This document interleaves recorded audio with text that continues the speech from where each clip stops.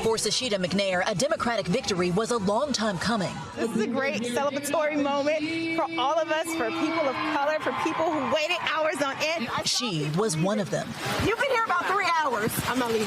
From primary day to the general election. Was it worth it? Absolutely worth it. Every bit of it. It was experiences like hers that motivated Stacey Abrams to ramp up the battle she had been fighting for years. I grew up in a family that believed in voting rights. My dad was arrested at the age of 14 for registering black people to vote during Jim Crow. Fighting for the right to vote is in my bones. But what is different for me is that instead of fighting to expand the right, as I did as a college student, as a young person, I'm fighting to defend that right. And my hope is that in the next few iterations of Congress, we can finally actually stop the fight to protect the right to vote and return to the goal of just expanding those who believe their access is real. Because I know that voting is how we get the change we need. A graduate of Spelman College, Abrams served as Atlanta's deputy attorney at age 29. By 2011, Democratic leader in the Georgia General Assembly, the first woman in state history to lead either party. But it was her hard-fought gubernatorial race in 2018 that made her a national name in politics. This is not a speech of concession, because concession means to acknowledge an action is right, true, or proper. As a woman of conscience and faith, I cannot concede that. But my assessment is the law currently allows no further viable remedy, because the title of governor isn't nearly as important as our shared title, voters. And that is why we fight on.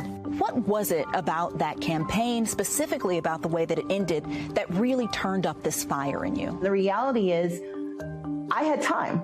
When I did not become governor, I had a compulsion which told me that if I was telling the truth when I ran for office, that the work did not end when I did not get the job. The work still had to be done, and the work became even more urgent. After losing her own gubernatorial race in 2018 by 55,000 votes, Abrams founded her group Fair Fight and helped lead the registration of 800,000 new voters.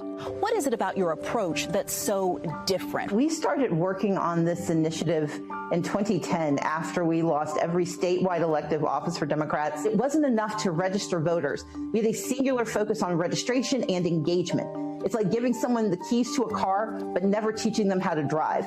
We built a ground game that absolutely combined those two pieces. We did go to voters who had never been contacted.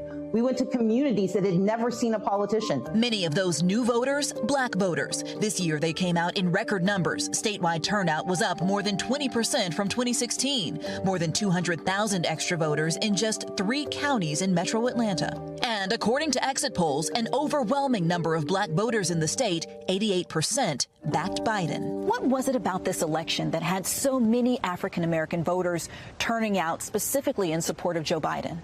Our survival was on the ballot.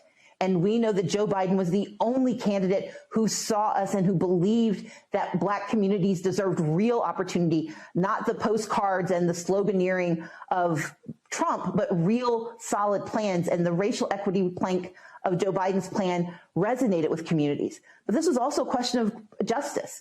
Access to justice and the racial reckoning that has been sweeping our nation did not disappear in November. And you saw in particular young black people coming out saying, I'm going to protest in the streets, but I'm also going to protest at the ballot box, because that's the only way to make the changes we demand real. What would black voters want to see from a Biden presidency? I think first and foremost, it's access to health care. We know that COVID-19 has had a disproportionate effect on black lives. With a recount underway, eyes turn to Georgia's 2 Senate runoffs that will determine who holds the majority.